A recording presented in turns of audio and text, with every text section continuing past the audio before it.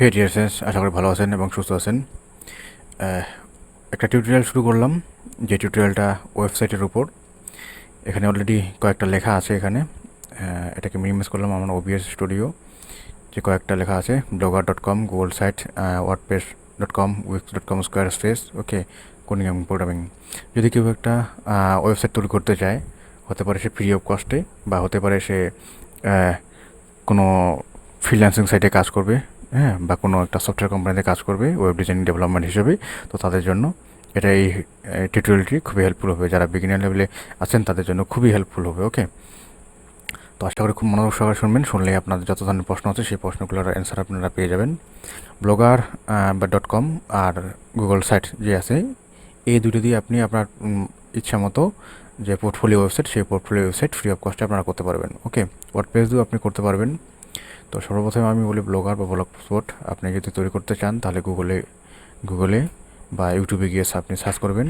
ওকে, এবং Google site দিয়ে কীভাবে তৈরি করতে লাগে ফ্রি অফ কস্টে সেটা লিখেও সার্চ করবেন, তাহলে আপনারা তৈরি করতে পারবেন। ওকে, আর ওয়ার্ডপ্রেসটা নিয়ে আমি বলি একটু। ওয়ার্ডপ্রেসটা কারণ গুরুত্বপূর্ণ। ওয়ার্ডপ্রেস অনেকেই ইউজ করে, বাইরের কান্ট্রির মানুষগুলা, এবং বাইরের কান্ট্রির সব কান্ট্রির মানুষই ওয়ার্ডপ্রেস, উইস, স্কোয়ার ফেস এবং কোডিং প্রোগ্রামিং নিয়ে করে। তো সর্বপ্রথমে বলি যে ওয়ার্ডপ্রেসটা ফ্রি অফ কস্টে, হ্যাঁ, এটা তৈরি করা যায় এবং পেইড ভার্সনও আছে এখানে। তো ওয়ার্ডপ্রেসটা মনে করেন যদি আপনি আপনার পিসিতে বা আপনার ডেস্কটপে আপনি ইনস্টল করতে চান, তাহলে কিন্তু আপনাকে ডাউনলোড করতে হবে। ওকে, আর ডাউনলোড করতে পর একটা যে সফটওয়্যার থাকে, জ্যাম সফটওয়্যার, সেই জ্যাম সফটওয়্যারটা ইনস্টল করতে লাগে। অন্য একটা সফটওয়্যার আছে যেটাকে বলে লোকাল হোস্ট। ঠিক আছে, লোকাল হোস্ট, জ্যাম, সব থেকে ভালো হচ্ছে জ্যামটা আপনারা ইউজ করতে পারেন যদি কেউ ওয়ার্ডপ্রেস ওয়েবসাইট আপনার প্র্যাকটিস করার জন্য আপনারা ইউজ করবেন, বা আপনার পার্সোনাল একটা ওয়েবসাইট তৈরি করবেন সেই ওয়েবসাইট তৈরি করার জন্য। ওকে, উইক্সও সেম।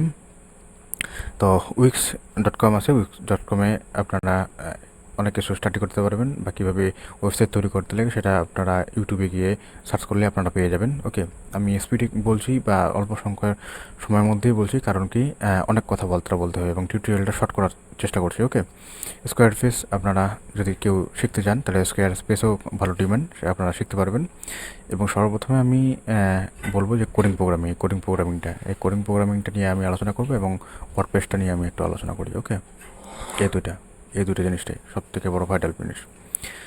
তো ওয়ার্ডপ্রেসটা হচ্ছে কি, মনে করেন আপনি আপনার একটা কম্পিউটারে বা পিসিতে আপনি লোকাল হোস্ট আপনি ইনস্টল করলেন, করার পর আপনি ওয়ার্ডপ্রেসটা ইনস্টল করলেন। ওয়ার্ডপ্রেস করার পর আপনার একটা পেজ বিল্ডার লাগবে। সেই পেজ বিল্ডার হচ্ছে এলিমেন্টর বা এলিমেন্টর প্রো। ওকে, এলিমেন্টর প্রো আপনি পেজ বিল্ডার ইউজ করলেন। ইউজ করার পর সেখানে আপনি আপনার ইচ্ছা মতো থিম, এভাবেটা হোক, গোরান হোক, বা আপনার যে অ্যাস্ট্রা হোক, বা ঠিক আছে, বা ডিভি থিম আপনি ইউজ করতে পারবেন। ওকে, এটা হচ্ছে পেড ভার্সন ডিভি থিম। তো ফ্রি ভার্সন কিছু আছে, ফ্রি ভার্সনে কিছু থিম আছে, সেই থিমগুলো আপনারা ইউজ করতে পারেন। কিন্তু সর্বপ্রথমে বলি আমি যে যদি আপনারা আপনার পিসিতে বা ল্যাপটপে আপনার যদি ওয়ার্ডপ্রেস বা লোকাল হোস্ট ইউজ করেন, তাহলে কিন্তু আপনার নেট কানেকশন লাগবে এবং আপনার সেটা চার্জ থাকতে হবে।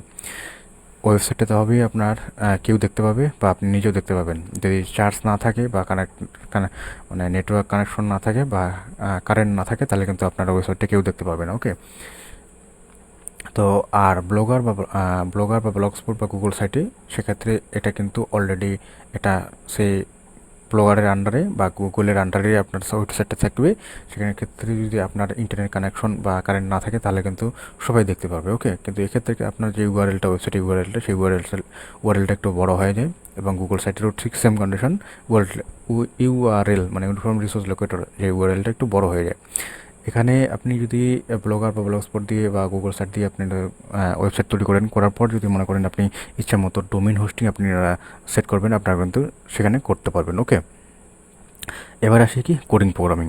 এবার কেউ যদি মনে করেন কোডিং প্রোগ্রামিং দিয়ে একটা ওয়েবসাইট তৈরি করবে, সেই ওয়েবসাইটটাও কিন্তু সে তৈরি করতে পারে। এবং কোডিং প্রোগ্রামিংয়ের মধ্যে কি আপনাকে HTML CSS জাভাস্ক্রিপ্ট jQuery, হ্যাঁ, জানতে লাগবে, এবং বুটস্ট্র্যাপ জানতে লাগবে, রিঅ্যাক্ট জানতে লাগবে। তাহলে কিন্তু আপনারা একটা ওয়েবসাইট তৈরি করতে পারবেন। ওকে, তো এই টিউটোরিয়ালটা এখন এই পর্যন্ত থাকলো, কারণ আমি টিউটোরিয়ালটা শর্ট করতে যাচ্ছি। যাই হোক, অনেক কয়েক মিনিট হয়ে গেলো অলরেডি। এর পরবর্তীতে আবারও দেখা হবে কোনো একটা নতুন টিউটোরিয়ালে। সেখানে আমি আলোচনা করব যে ওয়েব ডেভেলপার হতে গেলে কী কী লাগবে, কী কী শিখতে লাগবে, এবং কীভাবে আমি শিখবো এবং কোডিং এনভায়রনমেন্টটা কী এবং প্রোগ্রামিং ল্যাঙ্গুয়েজ কী প্রোগ্রামিং ল্যাঙ্গুয়েজ এবং কোডিং কীভাবে করতে লাগে সেই বিষয়টা নিয়ে আমি আলোচনা করব।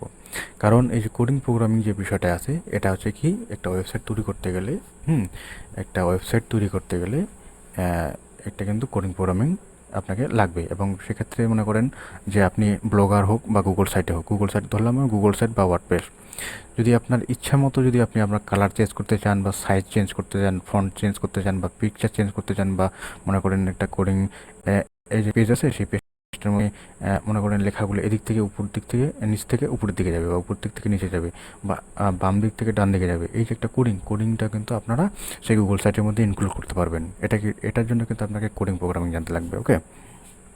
আর ওয়ার্ডপ্রেস আছে, ওয়ার্ডপ্রেস এটা হচ্ছে কি পিএইচপি দিয়ে তৈরি টোটালটা, ঠিক আছে, পিএইচপি দিয়ে তৈরি। এবার পিএইচপি একটা হচ্ছে প্রোগ্রামিং ল্যাঙ্গুয়েজ, জাভাস্ক্রিপ্ট একটা প্রোগ্রামিং ল্যাঙ্গুয়েজ। তো জাভাস্ক্রিপ্ট যদি আপনি জানেন তাহলে পিএইচপিটা অনেকটা সোজা হবে, এবং যদি কেউ কোনো একটা প্রোগ্রামিং ল্যাঙ্গুয়েজ জানে তাহলে বাকি যে ল্যাঙ্গুয়েজগুলো থাকে সেই প্রোগ্রামিং ল্যাঙ্গুয়েজ তাদের ক্ষেত্রে বোঝার ক্ষেত্রে অনেকটা সহজ হবে। ওকে। তো এই কোডিংটা নিয়ে আমি আলোচনা করব, কোডিং প্রোগ্রামিং। হ্যাঁ, ওকে। তো এই টিউটোরিয়ালটা এই পর্যন্ত থাকলো। ততক্ষণে ভালো থাকবেন, সুস্থ থাকবেন। দেখা হবে আবারও কোনো একটা নতুন টিউটোরিয়ালে। ততক্ষণে wish all the best, have a great day.